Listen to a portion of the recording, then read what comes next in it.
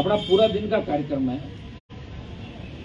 पूरे प्रदेश से जितने भी हमारे पार्टी के पदाधिकारी, जिला अध्यक्ष, विधायक, मोर्चों के अध्यक्ष, प्रधान, म्यूनसिपलिटी के चेयरमैन, चुनाव लड़े हुए हमारे जितने भी जो बाई इलेक्शन लड़े, जितने भी तमाम लोग जो इस पार्टी को मजबूत बनाने के लिए पिछले 15 साल से, जब पार्टी नहीं बनी थी 20 साल से वो लोग मेरे साथ जुड़े थे, जो इस पार्टी बना के राजस्थान के अंदर एक परिवर्तन की बात करते थे, उन तमाम लोगों से इस चुनावी वर्ष के अंदर आज पूरा डिस्कशन होगा। आज आपके एक एक सुझाव भी सुनेंगे और उन पर अमल भी होगा। जैसा रणदीप ने सारी बात आपको बताई कि अब चुनावी साल है और हमें मजबूती के साथ इस चुनावी साल के अंदर लड़ना पड़ेगा, क्योंकि हमारे सामने बड़े मगरमच्छ है कांग्रेस और भारतीय जनता पार्टी। इस राजस्थान प्रांत के अंदर कभी किसी ने प्रयास नहीं किया कि पार्टी बना के लड़ाई लड़े। कुछ समय के लिए पार्टियां आती थी, कोई हरियाणा का झंडा होता था, कोई यूपी का झंडा होता था, और हमारे नेता हमेशा मंत्री बनने की दौड़ में रहते थे। मंत्री बनते थे, पार्टी छोड़ते थे और दूसरी पार्टी ज्वाइन करते थे। उनका रिमोट कंट्रोल पार्टियों का था, वो दिल्ली, हरियाणा, उत्तर प्रदेश के लोगों के पास था।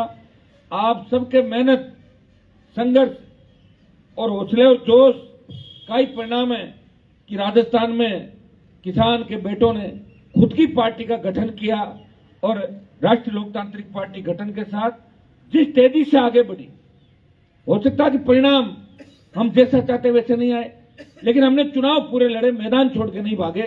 बड़ी बड़ी पार्टियां भाग गई, और जब गहलोत सरकार संकट में थी, जब गहलोत की सरकार गिर रही थी, उस समय आपको पता है कि सारी पार्टियां टूट गई। कम्युनिस्ट पार्टी कांग्रेस में चली गई, लोकदल कांग्रेस में चला गया, बसपा 6 के 6 कांग्रेस में चले गए, बीटीपी कांग्रेस में चली गई। एक ही पार्टी थी जिसके विधायक खुले थे, वो बाड़ाबंदी में नहीं थे, वो राष्ट्रीय लोकतांत्रिक पार्टी की तीनों विधायक। कांग्रेस और भारतीय जनता पार्टी की पूरी कोशिशों के बाद इस आरएलपी पार्टी इस प्रदेश की तीसरी संख्या के बल पे भी तीसरी पार्टी के रूप में उभर के सामने आई। और इस देश के अंदर एक बात चली, जब अभी सरदार सिंह का उपचुनाव था और मैं लोकसभा के अंदर गया, तो तमाम देश के अंदर ये बात चली कि भारतीय जनता पार्टी की सरकार राजस्थान में नहीं बनेगी, आरएलपी भाजपा को हरा देगी। ये बात चली। कांग्रेस को तो हरा ही रहे पहले से, लेकिन ये बात चली और मजबूती के साथ आप लोगों ने वहां काम भी किया। लेकिन ये काम अगर और मजबूती के साथ होता, जैसा यह सुझाव आज दिन भर आप लोग देंगे, और ये सोच लो कि आज ये आपकी कार्यशाला भी है। आज से अपने को प्रण लेके जाना है कि पुरानी सारी बातें भूल के 4 साल के अंदर, अगर परिवार के नाते छोटी मोटी आपस में आप लोगों की बात भी होती तो उसको अपने को भूला। अपना मकसद एक ही है कि कांग्रेस और भारतीय जनता पार्टी को घर बिठाना है और राष्ट्रीय लोकतांत्रिक पार्टी की सरकार राजस्थान के अंदर बनानी है। आज चाहे पेपर आउट के मामले हो, सारे देखिए पेपर लीक हो रहे हैं। लोग हमें कहते हैं क्या हो गया राजस्थान का अपराध, जिस तरह सर चढ़ के बोल रहा है, जिस तरह भ्रष्टाचार हो रहा है, भ्रष्टाचार की खुली लूट मच रही राजस्थान के अंदर, जिस तरह विधायक कांग्रेस के विधायकों को छूट दे रखी है, जिस तरह की गुंडागर्दी राजस्थान के अंदर चल रही है। भाइयों, बीजेपी कौन सी जन आक्रोश यात्रा निकाल रही है? बीजेपी ने राजस्थान को बर्बाद करने में कोई कोर कसर छोड़ी क्या? आपको पता है कि वसुंधरा गहलोत के गठबंधन ने ही राजस्थान को रसातल के अंदर डुबोया। ये बात अगर कोई कहता है, हनुमान बेनीवाल कहता है, और वसुंधरा से लड़के अलग होके, और अभी तक जो व्यक्ति अलग रहा, कई लोगों ने वसुंधरा के खिलाफ बात करी थी, लेकिन चले गए उनके कदमों में, वापस बैठ गए। देखा होगा आप लोगों ने। हनुमान बेनीवाल ऐसा व्यक्ति है। मैंने एक बात हमेशा आपको कही थी कि मैं आपको सत्ता के शिखर पे लेके जाऊंगा, लेकिन अकेला नहीं ले जाऊंगा। तुम सब मिलकर अगर पूरी ताकत से काम करोगे तो ही होगा। मैंने बच्चों के अंदर एक चीज देखी, 15 दिन, 20 दिन, महीना भर मेरे साथ रहते हैं, तो मेरी जो अच्छाइयां हैं वो तो लेके जाते नहीं। 2-3 बातें ले जाकर गुस्सा करते हैं, कह रहे हम भी भाई साहब हैंग हो रहे हैं, हम भी हैंग होंगे। अरे 25 साल हो गई मुझे लड़ते हुए, 30 साल हो गई भाइयों लड़ते हुए, सरकारों से लड़ा। इसलिए आप जो अच्छे काम है ना वो करो। आप पे कितना बड़ा भरोसा अगर आरएलपी का कोई पदाधिकारी है। और मैं कह रहा हूं कि आरएलपी के नाम से राजस्थान की सरकार के अंदर बैठे लोग, जब आरएलपी का एक बयान आता है कि राष्ट्रीय लोकतांत्रिक पार्टी आंदोलन करेगी, तो हिल जाती है सरकार।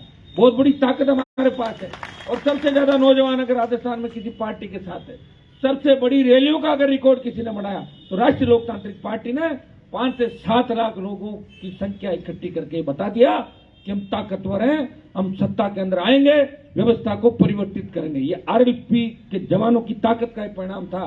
भाइयों, इतने कम समय के अंदर 4 साल जिस पार्टी को बने हुए और 4 साल में जिस पार्टी ने दिल्ली तक प्रधानमंत्री को डरा दिया, 4 साल में जिस पार्टी ने कांग्रेस और बीजेपी के नेताओं की नींद हराम कर दी, कांग्रेस बीजेपी के वो नेता जो अखंड भ्रष्टाचार के अंदर डूबे रहते थे, कोई अशोक गहलोत के लिए 5 बजे रेलवे स्टेशन में जाके खड़ा हो जाता था तड़के, उनको पॉलिटिकल पापा कहने वाले लोग ये कहने लगे कि ये तो गहलोत की प्रायोजित पार्टी है, और बीजेपी के लोग कहने लगे कि ये तो कांग्रेस की बी टीम है, और कांग्रेस के लोग कहने लगे कि आरएलपी भारतीय जनता पार्टी की बी टीम। और मैंने कहा कि दोनों ही सी टीम है, कांग्रेस और भी करप्ट है दोनों पार्टियां।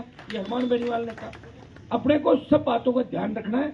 आज क्योंकि अपनी प्रेस कॉन्फ्रेंस है, प्रेस के भाई भी सारे लोग आ रहे हैं, तो अभी आप सब लोग अपनी अपनी बात कहेंगे।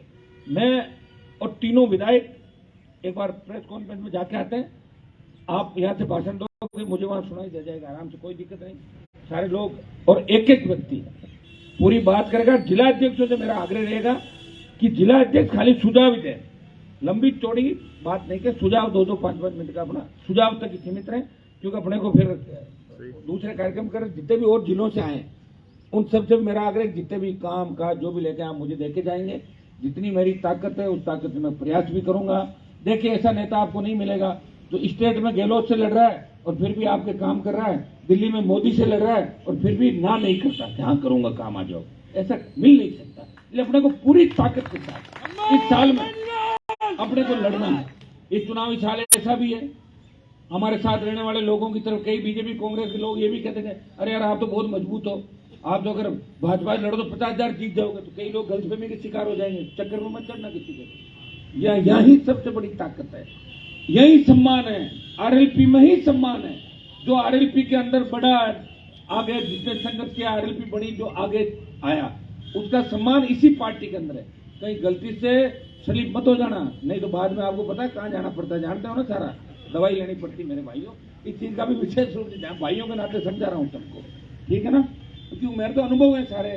अब तो कई लोगों का यहाँ जो पार्टी के अंदर है, जब मैं राजनीति करता हूँ जन्म ही नहीं हुआ, 1993 के बाद के भी कई लोग होंगे। 93 मैं जो कॉलेज का प्रेसिडेंट कॉलेज का हुआ करता था, यूनिवर्सिटी में आया, सरकारों से लड़ा, माफियाओं से लड़ा।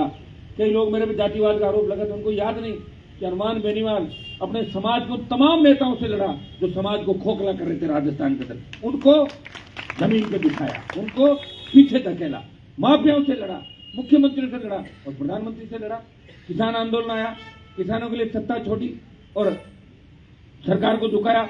और जब देश का जवान संकट में आया तो कोई देश का एमपी आपके साथ सड़क पर नहीं आया। अग्निपथ को वापस जाने की बात अगर किसी ने करी तो नागौर के सांसद और आरएलपी के आपके भाई ने अग्निपथ को वापस लेने की बात करी। 2 लाख जवानों की रैली जोधपुर में करी। और लोकसभा के अंदर जब भी सत्र चलता है तो अग्निपथ का अगर कोई विरोध करता है तो आरएलपी पार्टी अग्निपथ को वापस लेने की बात करती है, वो सेना को ठेके पे देने का विरोध करती है। पेट्रोल डीजल की चाहे कीमतों की बढ़ोतरी हो, चाहे दूसरे देश के मामले हो, सबसे ज्यादा पुरजोर तरीके से राजस्थान के देश के जवान किसान की बात करी तो राष्ट्रीय लोकतांत्रिक पार्टी ने लोकसभा में अपनी छाप छोड़ी और विधानसभा में तीनों विधायकों को धन्यवाद दूंगा। मैं धन्यवाद दूंगा इंदिरा बावरी को, जो कम पढ़ी लिखी होते हुए जिस तरह के मुद्दे विधानसभा के अंदर उठाती है, जिस तरह की ठेठ अपनी मारवाड़ी बात इस विधानसभा के पटल पर रखती है। प्रदेश अध्यक्ष और छोटे भाई नारायण सबको कि हर मामले को, चाहे लंपी का मामला हो सबसे पहले आरएलपी उठाती है, चाहे रीट का मामला हो आरएलपी उठाती है, चाहे दूसरे भ्रष्टाचार के मामले हो, चाहे ओबीसी की विसंगति का मामला हो।